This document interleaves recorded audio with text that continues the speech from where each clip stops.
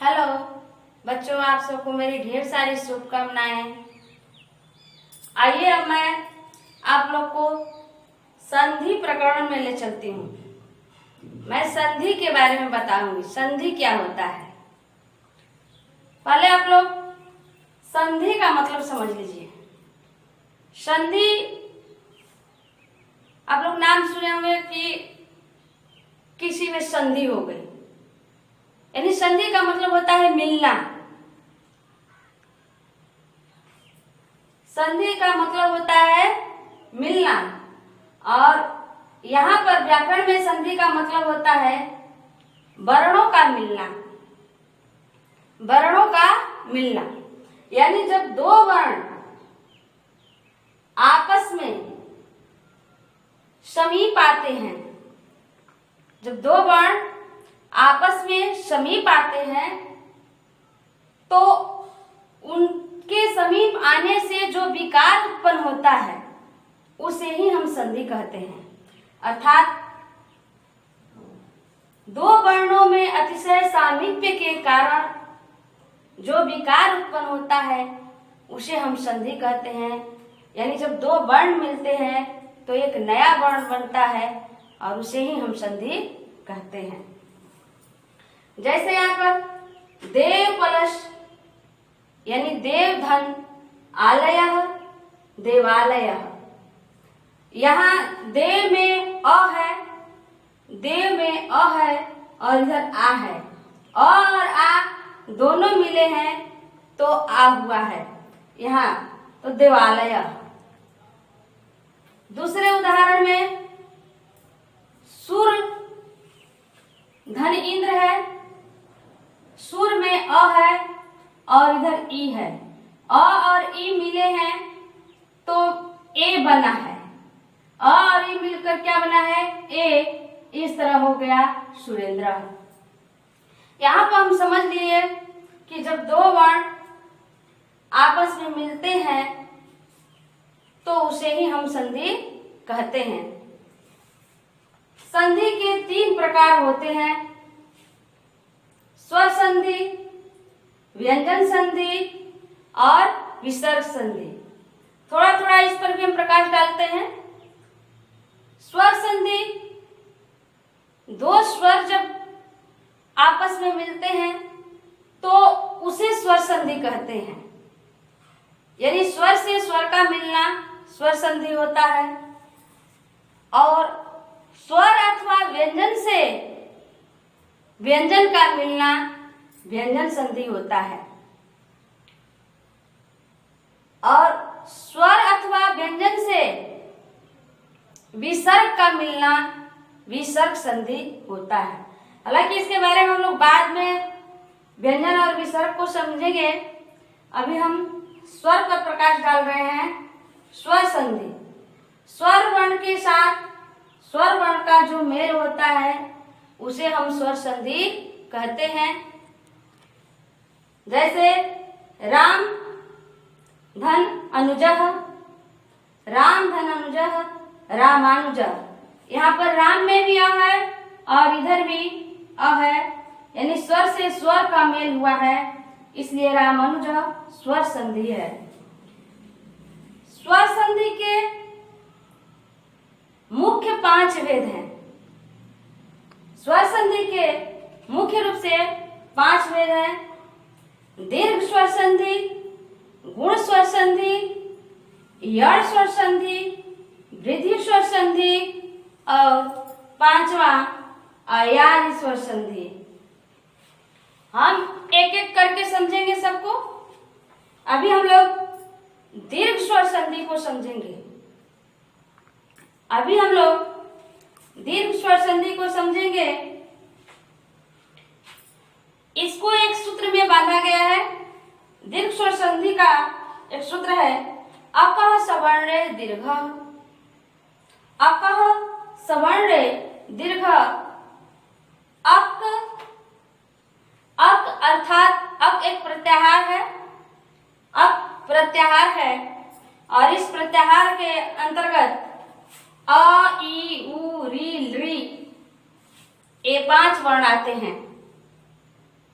तो अक अर्थात अ ई उ री ली के बाद यदि सवर्ण स्वर हो, सवर्ण स्वर का मतलब आप लोग समझ रहे हैं, यानी समान वर्ण हो, कोई भिन्न नहीं, स्वर ही हो लेकिन उसी के जैसा हो जैसा कि इधर है, तो दोनों के स्थान पर एक दीर्घ स्वर हो जाता है। तो दोनों के स्थान पर एक दीर्घ स्वर हो जाता है। जैसे आइए हम लोग देखते हैं, जैसे अ धन अ यानी अ प्लस अ बराबर आ, अर्थात अ को ह्रस्व माना गया है और अ भी ह्रस्व है, दोनों मिलकर दीर्घ यानी बड़ा, ये भी छोटा है ये भी छोटा है और आ बड़ा है, तो जब छोटा और छोटा मिला है तो बड़ा हुआ है, यानी ह्रस्व और ह्रस्व मिला है तो दीर्घ हुआ है। जैसे देखिए आता है राम धन अनुजह, राम में अ है, अ छिपा हुआ है क्योंकि कोई भी व्यंजन वर्ण जो है बिना स्वर के अधूरा रहता है। तो म चूंकि पूरा है व्यंजन इसलिए इसमें अ छुपा हुआ है, म चूंकि पूरा है, म को अगर खंड करेंगे तो म प्लस अ होता है, तब जाके म बनता है, इस तरह से। तो एक चूंकि यहाँ म है यानी इसमें अ है, यानी इसमें अ है अंतिम वर्ण, तो हम इधर से भी अ लेते हैं, अ धन अ, तो यहाँ पर बन गया आ की मात्रा रामानुजः। उसी तरह से ये चारों अवस्थाओं में दीर्घ ही होगा। चारों अवस्था का मतलब है, देखिए अ प्लस अ बराबर आ, या अ प्लस आ यानी अ धन आ बराबर आ प्लस अ बराबर आ और आ प्लस आ बराबर आ। अब यहाँ कंफ्यूज होने की जरूरत नहीं है कि अ और आ हुआ तो आ और आ क्या होगा, अ और अ भी आ होगा, अ और आ भी आ होगा, आ और अ भी आ होगा और आ और आ भी आ होगा। अब देखिए यहाँ आते हैं, रत्न में अ है और यहाँ आ है, दोनों मिलकर के यहाँ आ हो गया है, रत्नाकरः। रत्न प्लस आकरः यानी रत्नाकरः। विद्या इधर आ है और इधर अ है, दोनों मिलकर आ ही हुआ है, विद्यार्थी। विद्या इधर आ है और इधर भी आ है, विद्या प्लस आलय यानी विद्या धन आलय बराबर विद्यालय। इस तरह हमने समझा कि चाहे इधर अ रहे या इधर अ रहे, इससे कोई फर्क नहीं पड़ता है, दोनों ही अवस्थाओं में आ ही होगा, या आया हो तो भी आ ही होगा। हमें उम्मीद है इतना आप लोग को जरूर समझ में आ गया होगा।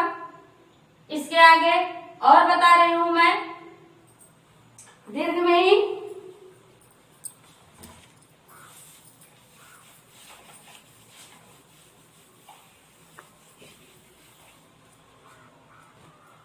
इसी तरह ई धन ई बराबर ई,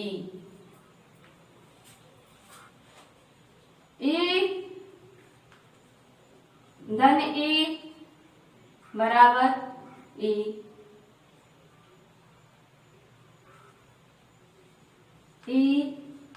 धन ई बराबर ई,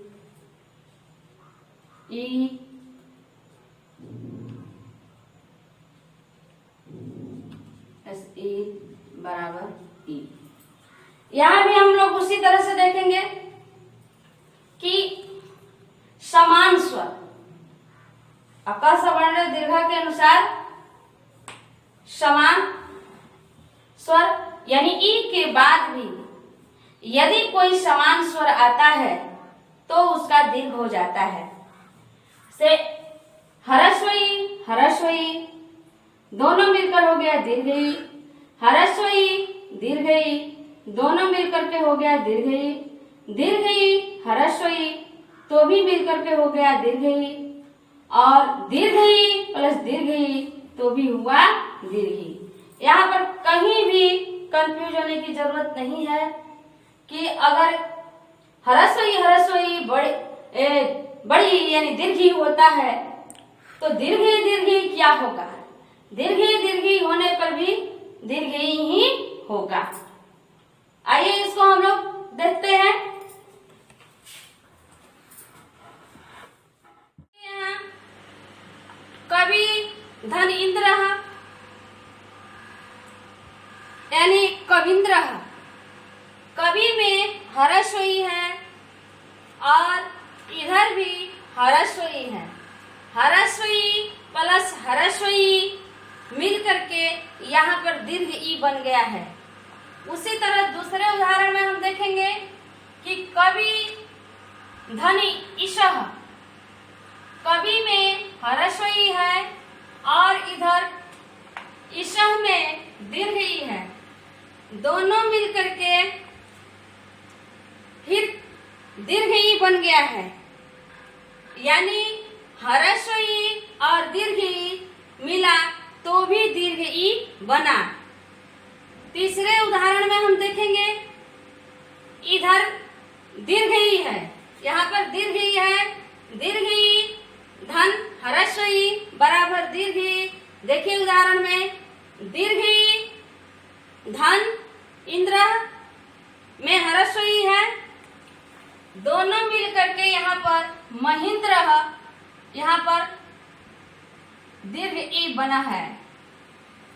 अगले उदाहरण में देखेंगे पृथ्वी दीर्घ ई है, पृथ्वी धन ईशः, ईशः में भी दीर्घ ई है, तो यहाँ भी दीर्घ ई मिलकर के दीर्घ ही हुआ है।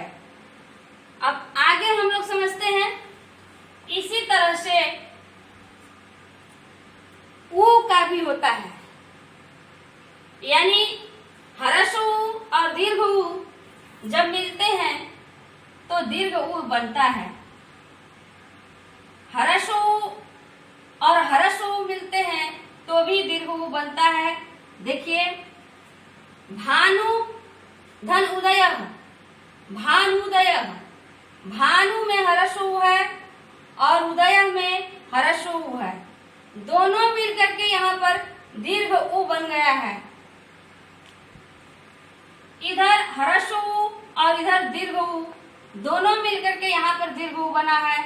देखिए उदाहरण में यहाँ पर लघु में हरस्व है और उर्मी में दीर्घ ऊ है, दोनों मिलकर के यहाँ पर देखिए क्या बना हुआ है, लघुर्मी, यानी यहाँ भी दीर्घ ऊ हो गया है। उसी तरह से यहाँ पर दीर्घ ऊ धन हरस्व, दीर्घ ऊ धन हरस्व है ना, मिल करके दीर्घ ऊ हुआ है। जैसे देखिए बधु में दीर्घ ऊ है और यहाँ पर हरस्व है, दोनों मिलकर के यहाँ पर बधुत्सव दीर्घ ऊ बन गया है। इसी तरह यहाँ पर दीर्घ ऊ धन दीर्घ ऊ बराबर दीर्घ ऊ, बधु में यहाँ पर देखिए दीर्घ ऊ है, बधु धन उहनम बधुहनम, यहाँ भी दीर्घ ऊ बना है। यानी हम इतना समझ गए कि अ भी समान है तो दीर्घ हो जा रहा है, ई भी समान है तो दीर्घ हो जा रहा है, ऊ भी समान है तो दीर्घ हो जा रहा है। इसी तरह री भी यदि समान है तो दीर्घ हो जाएगा। देखिए जैसे कि हरस्वरी धन हरस्वरी बराबर दीर्घ री, यानी पितृ प्लस ऋणम, अब क्या हो जाएगा, पितृ ऋणम, क्या हो जाएगा, पितृ ऋणम, नहीं दिखाई दे रहा है, पितृ ऋणम हो जाएगा। इस तरह हमने दीर्घ स्वर संधि को समझा, दीर्घ स्वर संधि समाप्त हुआ। अब हम लोग चलेंगे गुण स्वर संधि की ओर। अब हम लोग अगले वीडियो में चलेंगे गुण स्वर संधि की तरफ।